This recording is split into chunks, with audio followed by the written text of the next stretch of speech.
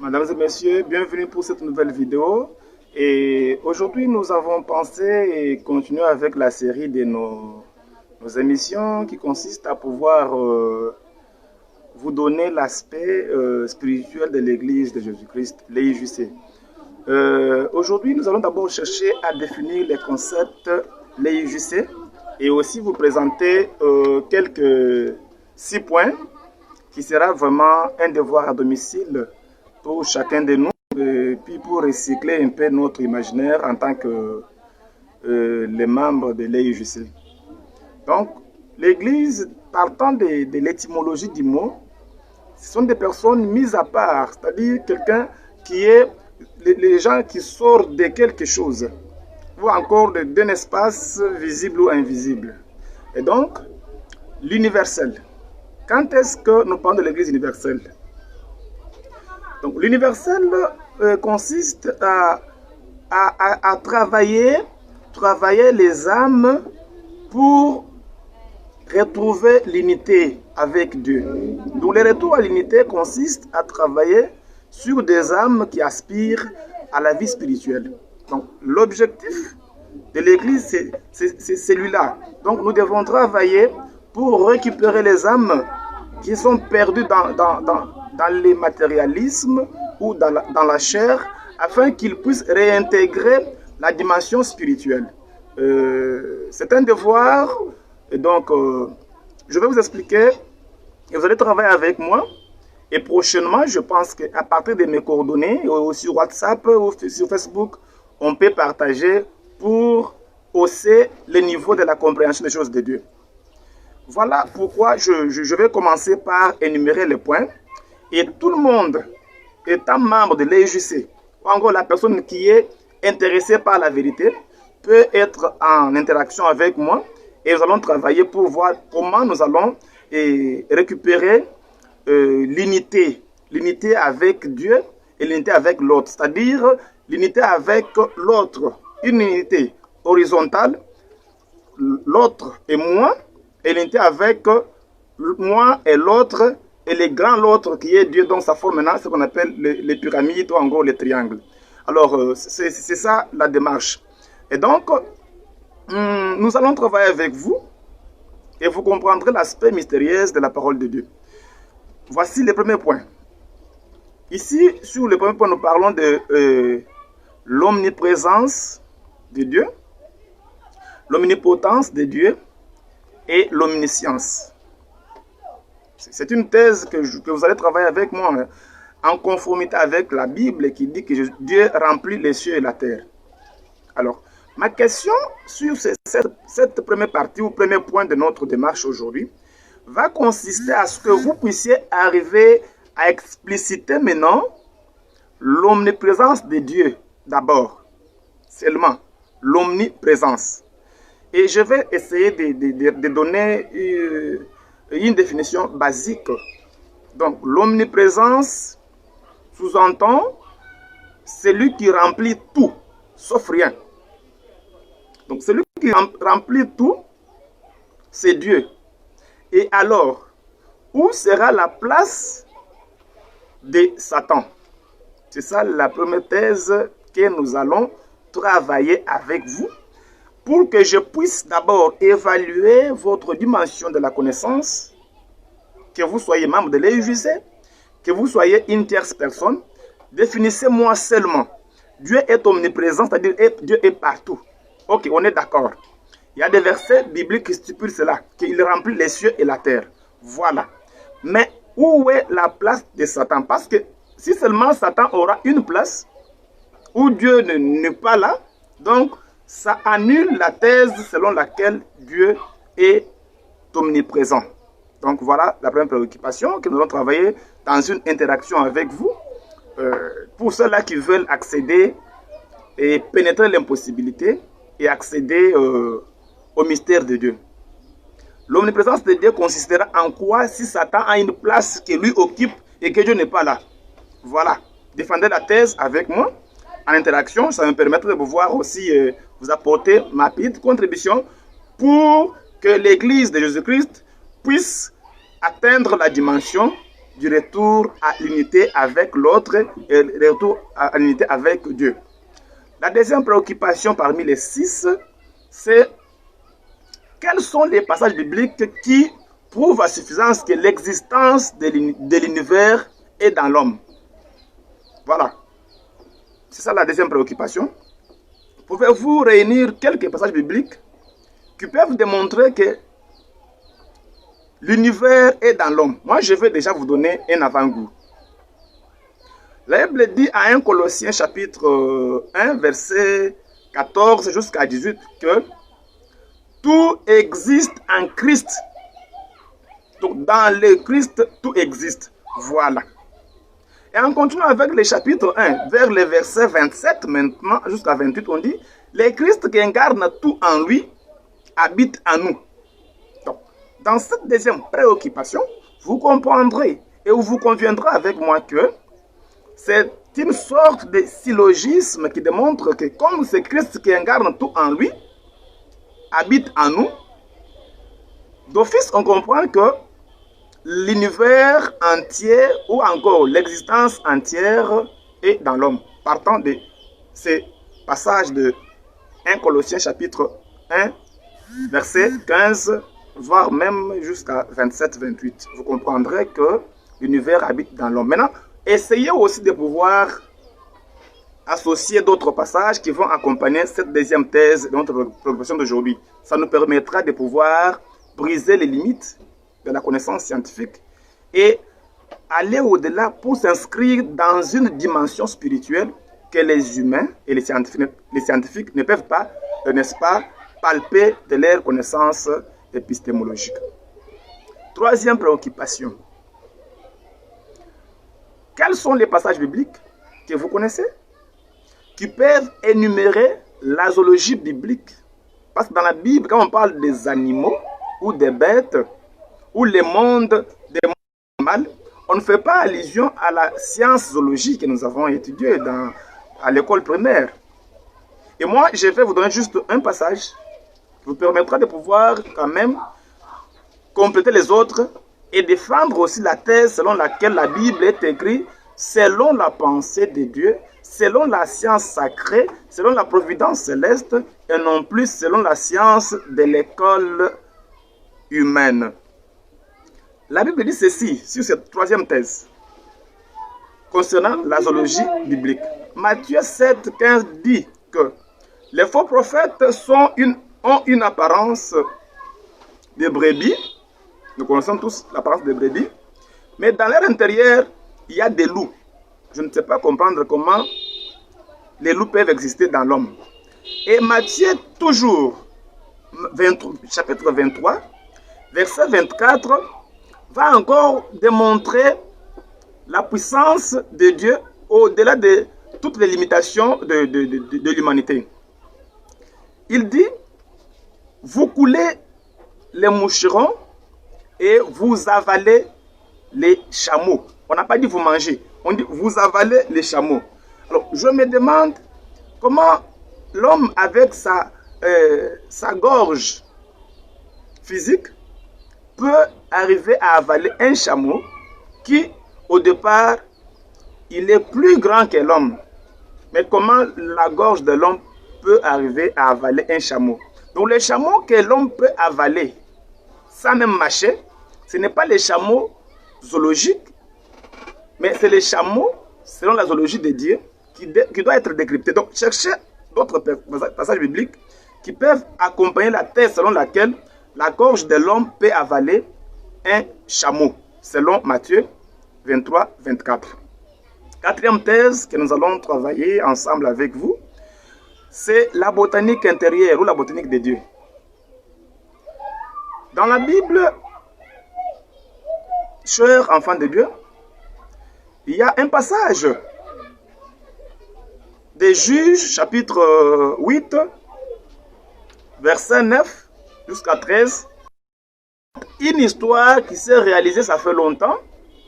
C'est-à-dire, il y a eu une réunion organisée par les animaux. Non, organisée par les arbres. La Bible dit, les arbres partirent pour aller oindre un roi.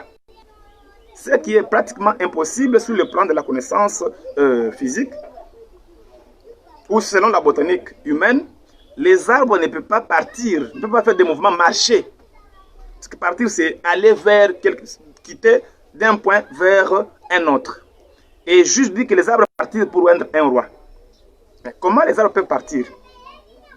Et arrivé là où ils partaient, la Bible dit, les arbres ont commencé à discuter entre eux pour chercher à pouvoir trouver un roi qui doivent commencer à les diriger.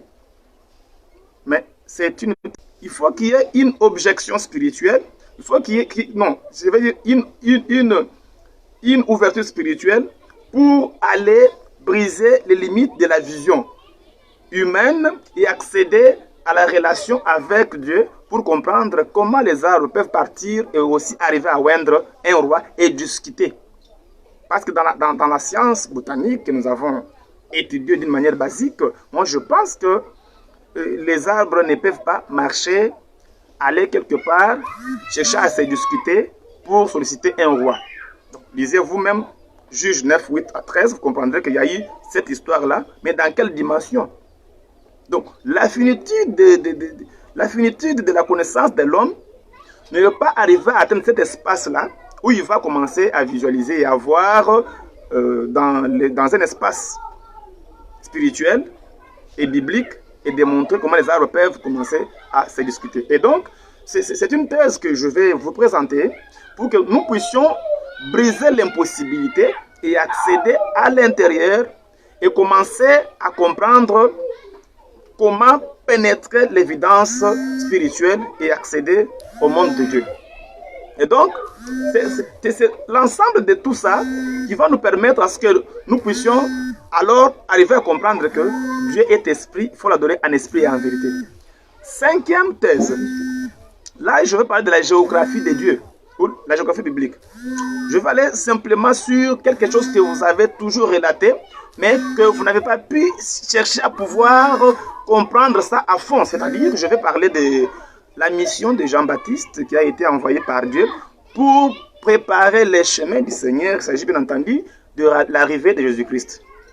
Mais quand vous lisez Luc chapitre 3, versets 3 à 5, vous comprendrez que Jean devait d'abord aplanir les ravins, essayer de raser toutes les montagnes et collines. Mais comment voulez-vous que cette mission de Jean devait se réaliser pour aplanir les ravins, chercher à pouvoir rendre le chemin courbé, que ce soit des chemins tout droit ou de droits chemins? Mais ça s'est fait où? Quel est l'endroit où se trouvait cette géographie afin que Jean puisse commencer à préparer les chemins?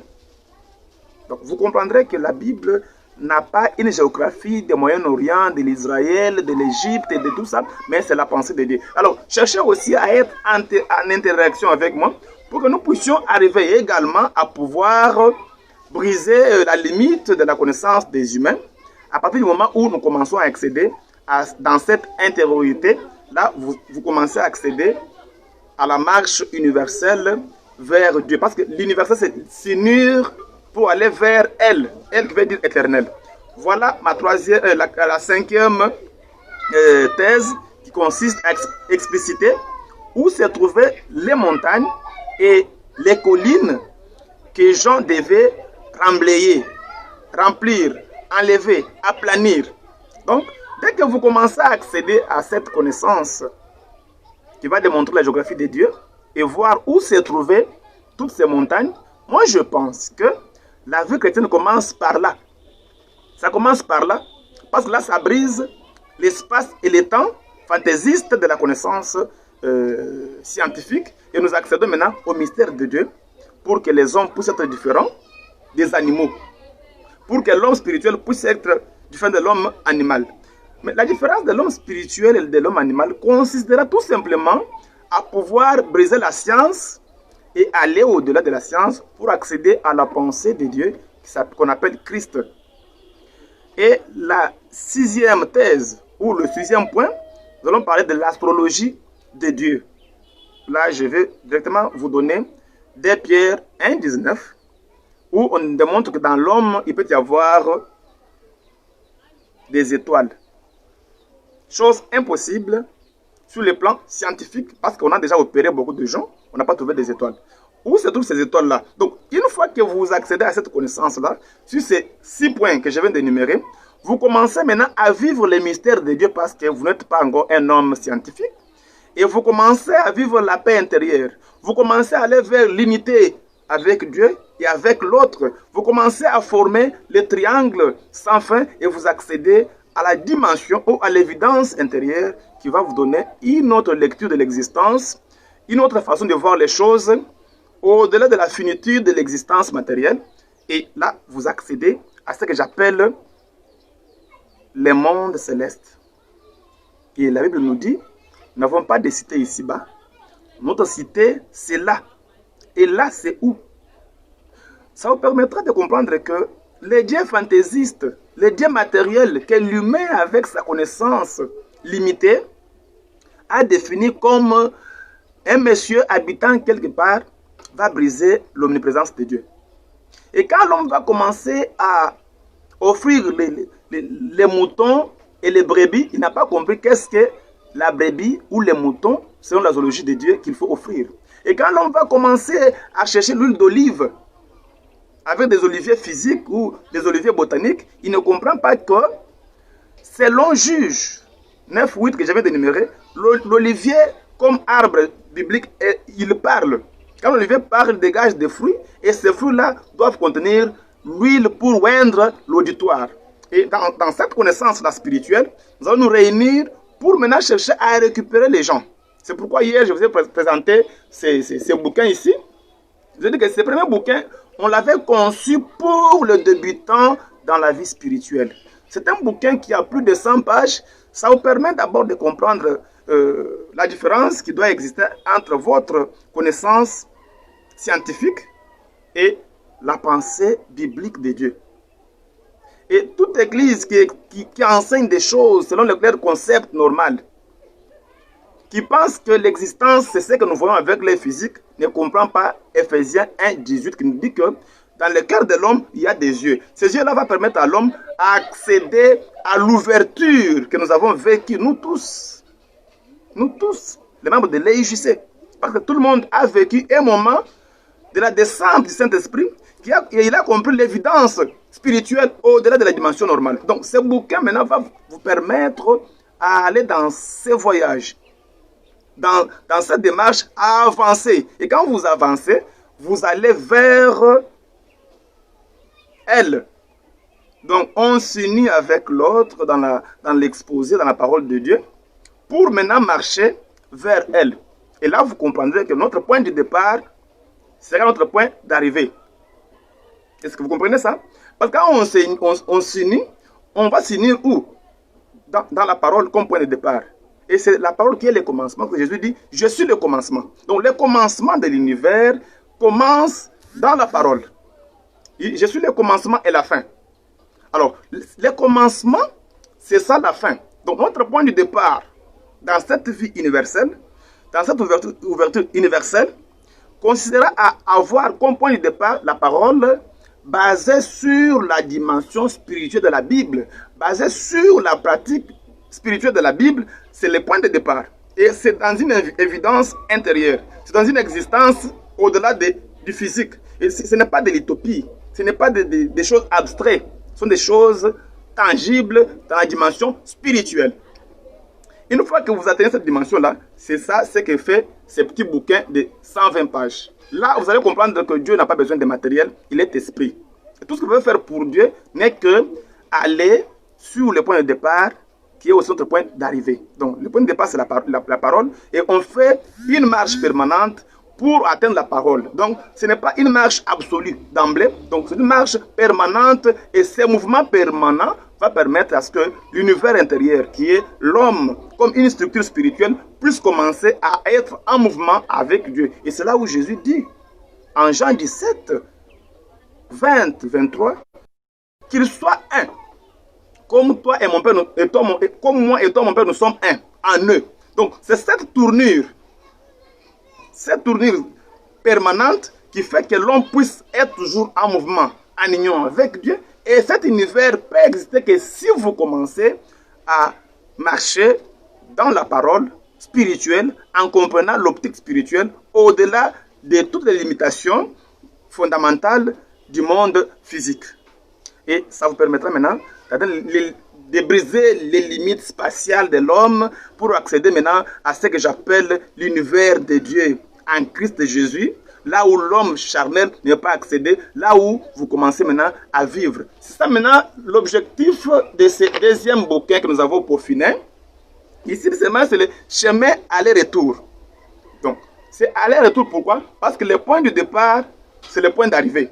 Le point de départ du commencement, c'est la parole, et le point d'arrivée, c'est la parole. Mais ce mouvement-là est permanent, et ça vous pousse maintenant à être toujours en union avec Dieu. Donc, restez en interaction avec moi. Nous allons interagir ensemble, à condition que vous puissiez toujours chercher à ce que vous puissiez accéder à la vérité dans l'EIJC, qui est la puissance qui nous libère du carcan de l'ignorance scientifique.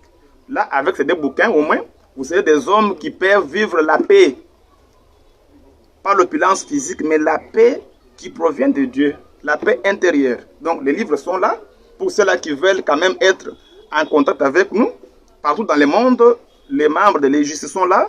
Et selon votre ville et votre contrée, votre pays, votre continent, je vais vous orienter vers ceux-là qui connaissent la parole de Dieu pour vous apprendre à accéder à ce que j'appelle Christ.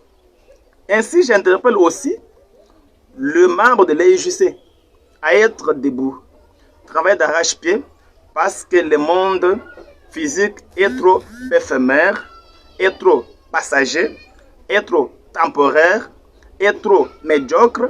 Allons vers l'excellence en enseignant la parole spirituelle aux gens qui croupissent encore dans les gouffres de l'ignorance. Je vous remercie, c'est votre serviteur Eugène Mamamoutoka, le Massorette.